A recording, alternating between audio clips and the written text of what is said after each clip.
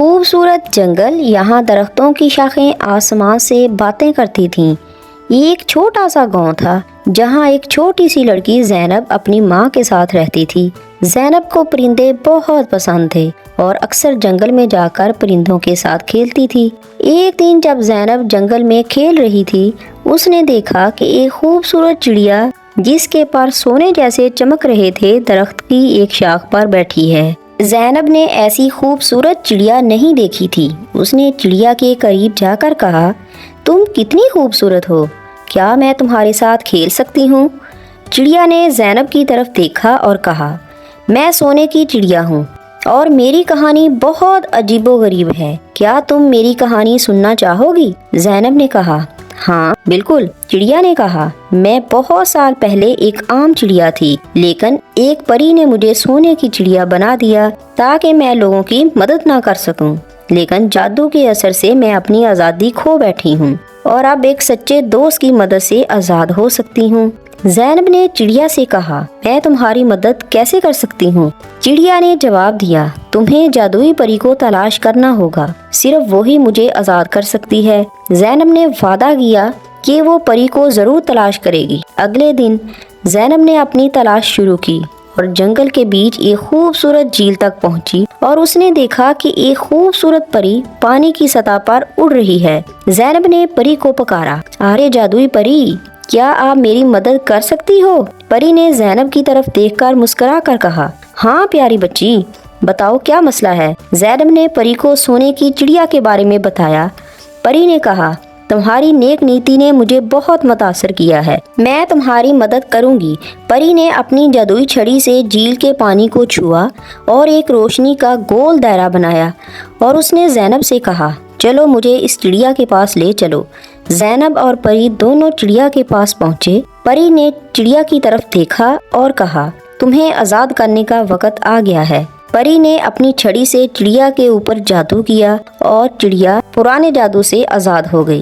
چڑیا خوشی سے اڑ کر زینب کے گلے لگ گئی اور کہا، شکریہ، تم نے مجھے آزاد کروا دیا، اب میں اپنی مرضی سے اڑ سکتی ہوں اور لوگوں کی مدد کر سکتی ہوں۔ زینب نے خوشی سے کہا، یہ سب پری کی وجہ سے ہوا ہے۔ پری نے زینب کی طرف دیکھا اور کہا، تم نے اپنی نیک نیتی سے چڑیا کی مدد کی ہے، اس لیے میں تمہیں ایک جادوئی تحفہ دینا چاہتی ہوں۔ یہ جادوئی تحفہ ہے، یہ جب بھی تمہارے پاس ہوگا تمہیں خوشی اور سکون ملے گا۔ ایک خوبصورت وادی میں جہاں ہر طرف ہریالی اور پھول تھے، ایک لڑکا احمد رہتا تھا۔ احمد کو جنگل میں کھیلنے کا بہت شوق تھا۔ اس کی ماں اسے خبردار کرتی تھی کہ جنگل میں بہت دور مت جانا کیونکہ وہاں کچھ خطرناک راستے ہیں۔ ایک دن جب احمد جنگل میں کھیل رہا تھا، وہ جنگل کے اس حصے کی طرف گیا جہاں اس نے ایک چمکتا ہوا پتھر دیکھا جس کے اندر سے سرخ روشنی جھلک رہی تھی۔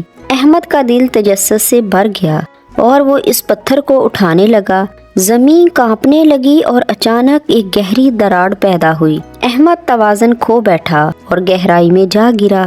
گرتے گرتے اس کی آنکھیں بند ہو گئیں اور اس نے محسوس کیا کہ وہ ایک خوفناک جگہ پر جا گرا ہے۔ جب اس نے آنکھیں کھولیں تو وہ ایک خوفناک مقام پر تھا جہاں صرف آگ، دھواں اور ہولناک چیخیں تھیں۔ یہ جگہ جہنم جیسی لگ رہی تھی جہاں چڑیل نما مخلوقات غصے سے گھور رہی تھیں۔ احمد کا دل خوف سے کانپنے لگا اور اس نے خود کو بچانے کے لیے چاروں طرف دیکھا۔ اچانک اس نے دیکھا کہ ایک چڑیل نما اس کی طرف بڑھ رہی ہے۔ احمد نے مدد کے لیے پکارا لیکن کوئی جواب نہ ملا۔ وہ خوف سے رونے لگا۔ اس نے اپنی آنکھیں بند کر لیں اور دل ہی دل میں دعا کرنے لگا کہ کوئی اس کی مدد کرے۔ اسی لمحے ایک نازک سی پری اس کے سامنے چمکی جس کا نام نور تھا۔ نور کے چمکدار پروں اور چہرے پر مسکراہٹ نے فوراً ہی احمد کو اطمینان بخشا۔ ننھے دوست، ڈرو مت، میں تمہیں یہاں سے نکالنے آئی ہوں۔ احمد نے روتے ہوئے کہا، مجھے یہاں سے لے چلو، مجھے بہت ڈر لگ رہا ہے۔ نور نے اپنے پروں کو پھیلایا اور ایک جادوئی روشنی کی لہر اسے کھینچنے لگی۔ میری روشنی کی پیروی کرو، میں تمہیں محفوظ مقام پر لے جاؤں گی۔ احمد نے نور کا ہاتھ تھاما اور وہ دونوں اڑتے ہوئے آگے بڑھے اور نور نے اپنے جادوئی پروں سے ایک حفاظ سی ڈال بنائی جو انہیں خوفناک مخلوقات سے بچا رہی تھی۔ راستے میں احمد نے دیکھا کہ کچھ مخلوقات بہت دکھی اور تکلیف میں ہیں۔ اس نے نور سے پوچھا، یہ سب یہاں کیوں ہیں؟ نور نے کہا، یہ وہ لوگ ہیں جو اپنی زندگی میں غلط کام کرتے ہیں اور یہاں سزا بھگت رہے ہیں۔ ہمیں ہمیشہ دوسروں کی مدد کرنی چاہیے اور اچھے کام کرنے چاہیے تاکہ ہم کبھی اس طرح کی جگہ پر نہ آئیں۔ نور نے ایک طویل سرنگ سے باہر نکالا جو ایک روشن اور خوبصورت وادی میں کھلتی تھی۔ احمد نے روشنی اور تازہ ہوا کا لطف اٹھایا اور خوشی سے نور کا شکریہ ادا کیا۔ شکریہ نور، تم نے میری جان بچا لی۔ نور نے مسکرا کر کہا، کوئی بات نہیں احمد، ہمیشہ اپنے دل کی بات سنو اور کسی بھی پریشانی میں ہمت نہ ہارو۔ اس رات احمد نے سبق سیکھا کہ ہمیشہ اچھے کام کرنے چاہیے۔ ایک وقت کی بات ہے کہ ایک جنگل میں ایک چلاک بندر رہتا تھا۔ اس کا نام منا تھا۔ منا بہت ہی تیز اور ہوشیار تھا۔ وہ دوسرے جانوروں کو الو بناتا اور اپنا فائدہ اٹھاتا تھا۔ ایک دن منا نے دیکھا کہ جنگل میں ایک خوبصورت پھل درخت پر لگا ہوا ہے۔ اس نے سوچا یہ پھل بہت ہی لذیذ لگ رہا ہے، میں اسے کھانے کے لیے سب سے پہلے پہنچنا چاہتا ہوں۔ لیکن منا کو پتا تھا کہ دوسرے جانور بھی اس پھل کو کھانے کے لیے ترس رہے ہوں گے، اس لیے اس نے ایک چالاکی سوچی۔ وہ درخت کے پاس گیا اور بولا، اے پھل، تم بہت خوبصورت ہو، لیکن تمہیں کھانے کے لیے صرف تیز اور طاقتور جانور ہی پہنچ سکتے ہیں۔ میں تو چالاک بندر ہوں، لیکن مجھے بھی تمہیں کھانے کے لیے کچھ ترکیب چاہیے۔ پھل نے کہا، منا، میں تو صرف ایک پھل ہوں، ترکیب کیسے دوں؟ منا نے کہا، ٹھیک ہے، میں تمہیں ایک سوال پوچھتا ہوں، اگر تم نے ٹھیک جواب دے دیا تو تمہیں کھانے کے لیے چھوڑ دوں گا۔ پھل نے تیار ہو کر کہا، پوچھو منا، میں جواب دینے کی کوشش کروں گا۔ بتاؤ جنگل میں سب سے تیز کون بھاگتا ہے؟ پھل نے سوچا اور کہا، شاید چیتا سب سے تیز بھاگتا ہے۔ منا مسکراتے ہوئے بولا، آپ کا جواب غلط ہے، ہوا جنگل میں سب سے تیز بھاگتی ہے۔ پھل سمجھ گیا کہ منا اسے الو بنانے کی کوشش کر رہا ہے۔ اس نے منا کو سمجھایا، منا، تم مجھ سے جھوٹ بول رہے ہو، ہوا تو بھاگتی ہے لیکن وہ جانور نہیں ہے۔ منا شرمندہ ہو کر بولا، تم صحیح کہہ رہے ہو پھل، میں تمہیں الو بنانے کی کوشش کر رہا تھا، میں تمہیں کھانے کے لیے نہیں چھوڑ سکتا۔ پھل مسکرایا اور کہا، منا، سچ، ایمانداری ہمیشہ جیت جاتی ہے۔ چالاکی سے فائدہ اٹھانے کی بجائے دوسروں کی مدد کرنے کا سوچو، کیونکہ ایمانداری اور سچائی کو ہمیشہ فائدہ ہوتا ہے۔ منا نے پھل کی بات کو مانا اور وعدہ کیا کہ چالاکی کو اچھائی کے کاموں میں استعمال کرے گا۔ اس نے دوسرے جانوروں کی مدد کرنا شروع کیا اور جنگل میں دوستی کا ماحول بنایا۔ اس طرح منا نے سمجھا کہ چالاکی سے صرف اپنا فائدہ اٹھانا غلط ہے۔ یاد رکھو، سچائی اور ایمانداری کو ہمیشہ جیت ہوتی ہے۔ ایک گاؤں میں اکرم نام کا ایک محنتی آدمی رہتا تھا۔ وہ ہر روز جنگل میں لکڑیاں کاٹنے جاتا تھا تاکہ اپنے گھر کا خرچ چلا سکے۔ جنگل اکرم کے لیے آرام و سکون کی جگہ تھی، لیکن ایک دن اکرم حسب معمول جنگل میں جا رہا تھا۔ اچانک اسے دور سے ایک شور سنائی دیا۔ جیسے ہی وہ قریب پہنچا، اس نے دیکھا کہ ایک بہت بڑا شیر ہے جو ایک ہرن کے پیچھے بھاگ رہا تھا۔ وہ ہرن خوفزدہ ہو کر اپنی جان بچانے کے لیے دوڑ رہی تھی اور اس کے ساتھ اس کا ایک چھوٹا بچہ بھی تھا جو بہت کمزور اور ڈرا ہوا تھا۔ اکرم کا دل ہرن اور اس کے بچے کی حالت دیکھ کر پگھل گیا۔ اسے معلوم تھا کہ اگر وہ کچھ نہ کرتا تو شیر دونوں کو مار ڈالے گا۔ اکرم کے پاس صرف ایک لاٹھی تھی، لیکن اس نے ہمت جمع کی اور شیر کے سامنے آ گیا۔ شیر نے گرجتے ہوئے اکرم کی طرف دیکھا، لیکن اکرم نے ایک زوردار چیخ ماری اور اپنی لاٹھی ہوا میں لہراتے ہوئے شیر کو دور بھگانے کی کوشش کی۔ شیر نے کچھ دیر کے لیے اکرم کو گھورا اور آہستہ آہستہ جنگل کی طرف واپس چلا گیا۔ ہرن اور اس کا بچہ اکرم کے سامنے کھڑے تھے۔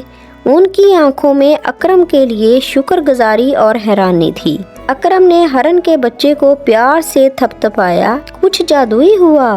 अचानक वो हरन की माँ चमकती रोशनी में बदलने लगी। अकरम हैरान रह गया जब उसने देखा कि हरन की माँ एक खूबसूरत परी बन गई। परी के चमकते हुए सुनहरी पर और नरम मुस्कुराहट ने जंगल को रोशनी से भर दिया। परी ने मुस्कुराकर अकरम से कहा, तुमने आज मेरी और मेरे बच्चे की जान बचाई है। मैं असल में एक परी हूँ और कुछ अरसा के लिए एक हरन की शक्ल में थी। तुम्हारी बहादुरी और नेकी की वजह से मैंने अपनी असल शक्ल दोबारा हासिल कर ली है। अकरम हैरान और खुश हुआ, लेकिन उसने सिर्फ मुस्कुरा कर कहा, मैंने तो सिर्फ मदद की है क्योंकि ये मेरी जिम्मेदारी थी। परी ने कहा, तुम्हारी नेकी के बदले में मैं तुम्हें एक तोहफा देना चाहती हूँ। परी ने उसे एक जादुई बर्तन दिया जिसमें जो कुछ भी डालते वो दुगना हो जाता। अकरम ये देखकर बहुत खुश हुआ। परी ने अपने सुनहरी परों को फैलाया और आसमां की तरफ उड़ गई। अकरम ने हैरानी से इसे चमकती हुई रोशनी को देखा और दिल ही दिल में शुक्रगुजारी महसूस की। उसके बाद अकरम हमेशा खुशखरम रहा। आमना की शादी हमजा से हुई। हमजा को नशे की आदत थी। एक दिन हमजा ने अपनी माँ से कहा, माँ, मेरे जिस्म की एक साइड काम नहीं कर रही, मैं आज खेतों में काम कैसे करूँगा? माँ ने कहा, अरे बेटा, ऐसा नहीं बोलो। तेरे अब्बू के फौत हो जाने के बाद तू ही तो घर चलाने का सहारा है। मैं डॉक्टर को बुला लाती हूँ। माँ डॉक्टर को बुलाकर लाती है। डॉक्टर ने कहा, बहन, आपके बेटे की एक साइड पर लकवा है और अब वो कभी ट्रैक्टर नहीं चला सकेगा। ये सुनकर माँ परेशान हो जाती है और घर में उदासी छा गई। उसकी बहू उसे खाना लाकर देती है और कहती है कि खाना खा लें। माँ कहती है, अरे बेटा, मुझे तो हमजा की फिक्र हो रही है। मेरा एक ही बेटा है। और वो भी ये कहकर माँ रोने लगती है। सास को रोते देखकर बहू ने कहा, माँ जी, आप फिक्र ना करें, जब तक हमजा बीमार है मैं खेत में जाकर काम किया करूंगी। वैसे भी नशे की वजह से ये काफी कमजोर हो चुके हैं। अगले दिन आमना खेत में काम करने जाती है और शाम को घर लौटती है तो उसकी सास कहती है, ये लो बेटा, पानी पी लो, और उससे पूछती है कि आज खेत में काम करने का पहला दिन था, कैसा रहा? बहू कहती है, माँ जी, काम तो ठीक है, लेकिन अगर मैं ट्रैक्टर चलाना सीख लूँ तो काम और भी आसान हो जाएगा। सासू माँ कहती है, अरे बेटा, दुनिया क्या कहेगी कि इनकी बहू ट्रैक्टर चला रही है। बहू ने कहा, माँ जी, या तो हम दुनिया देख लें या अपना घर, कोई बात नहीं, जब हमजा ठीक हो जाएगा तो सब ठीक हो जाएगा। इतने में दरवाजे पर दस्तक होती है। सासू माँ उठकर दरवाजा खोलती है और अपनी बहू से कहती है, बहू, तुम्हारे मामू जान आए हैं, तूने उन्हें बुलाया है? तो बहू कहती है, जी हाँ माँ जी, मैंने ही उन्हें बुलाया है। मामू आज से मुझे ट्रैक्टर चलाना सिखाएंगे। आमना अपने मामू से ट्रैक्टर चलाना सीख जाती है और दिल लगाकर खेतों में काम करती है। और एक दिन आमना अपनी सासू माँ से कहती है कि इस बार पूरे गांव में सबसे अच्छी फसल हमारी हुई है, इस साल तो खूब पैसे आएंगे। लेकिन सासू माँ खुश नहीं होती और चुपचाप वहाँ से जाने लगती है तो आमना उसे रोक लेती है और पूछती है, क्या हुआ अम्मा जी, आपको खुशी नहीं हुई? और सासू माँ कहती है कि आज डॉक्टर ने कहा है कि हमजा के ठीक होने के लिए 5 लाख रुपए की जरूरत है। समझ नहीं आ रहा कि क्या करूं। ये सुनकर आमना भी परेशान हो जाती है। अगले दिन सासू माँ अपने जेवरात लेकर अपनी बहू के पास आती है और कहती है कि अपने जेवरात के साथ मिलाकर सुनार को देकर पैसे ले आना, डॉक्टर को आज ही देने हैं। आमना अपने और अपनी सासू माँ के जेवरात बेचकर पैसे घर ले आती है और अपनी सासू माँ से कहती है कि माँ जी, सिर्फ 3 लाख रुपए का ही इंतजाम हुआ है और बाकी के पैसे कहाँ से आएंगे? सासू माँ कहती है, बेटा, अब तो एक रास्ता है कि हम जमीन बेच देते हैं। ये सुनकर आमना परेशान हो जाती है कि खेत बेच देंगे तो खाएंगे क्या? फिर उसकी सासू माँ कहती है, बेटा, कोई और रास्ता भी तो नहीं है। एक बार हमजा ठीक हो जाए तो वो मेहनत करके इससे और ज्यादा जमीन ले लेगा। सास और बहू मिलकर खेत भी बेच देते हैं और सारे पैसे लेकर सास डॉक्टर के पास जाती है। सासू माँ कहती है, डॉक्टर साहब, ये लीजिए सारे पैसे और किस तरह मेरे बेटे को ठीक कर दीजिए। तो डॉक्टर कहता है, आपका बेटा ठीक तो हो जाएगा, लेकिन 6 माह लगेंगे। ये सुनकर सास और बहू सोच में पड़ जाती हैं कि अब तो कोई रास्ता नहीं रहा जहाँ से आमदनी हो। अब कमाएंगे नहीं तो खाएंगे क्या? एक दिन उसकी बहू कहती है, माँ जी, मैं ज्यादा पढ़ी लिखी तो नहीं हूँ, लेकिन ट्रैक्टर चलाना सीख कर मैं कुछ काम करने के लायक तो हो ही गई हूँ। तो सास माँ कहती है, अरे बेटा, अब तो ट्रैक्टर कहाँ चलाएगी, खेत तो बेच दिए हैं। बहू कहती है, मैं किसी और के खेतों में दिहाड़ी करके काम कर लूंगी, कुछ तो पैसे आएंगे ही ना। फिर आमना दूसरों के खेतों में काम करना शुरू कर देती है। जैसे तैसे करके उनका इन पैसों से गुजारा चल रहा था कि एक दिन बहू अपनी सास से कहती है कि एक अस्पताल में मुझे नौकरी के लिए ऑफर आई है और पैसे भी 4 गुना ज्यादा मिलेंगे और अब खाने पीने और दवाई के अलावा कुछ पैसे बच भी जाया करेंगे। ये सुनकर सासू माँ पूछती है, बेटा काम क्या है? तो फिर बहू उसे बताती है कि मुझे अस्पताल में एम्बुलेंस चलानी है। ये सुनकर सासू माँ की आंखों में आंसू आ जाते हैं और कहती है कि तुम मेरी बहू नहीं बेटा हो, जरूर जाओ बेटा। और हाँ, तूने इस गांव में ये मिसाल कायम कर दी है कि हर कोई हर काम कर सकता है, इसके लिए लड़का या लड़की होने की कोई जरूरत नहीं। प्यारे बच्चों, इस कहानी से ये सबक मिलता है कि कोई भी काम किसी एक के लिए नहीं होता, बल्कि हर काम चाहे लड़का हो या लड़की हर कोई कर सकता। एक दफा का जिक्र है कि एक गांव में पुराना, घना और ऊंचा दरख्त था। इस दरख्त के बारे में कहा जाता था कि वहाँ पर एक नागन रहती है। गांव के लोग इस दरख्त के करीब जाने से घबराते थे, क्योंकि कई बार ऐसा हुआ था कि उन्होंने नागन को दरख्त के आसपास देखा था।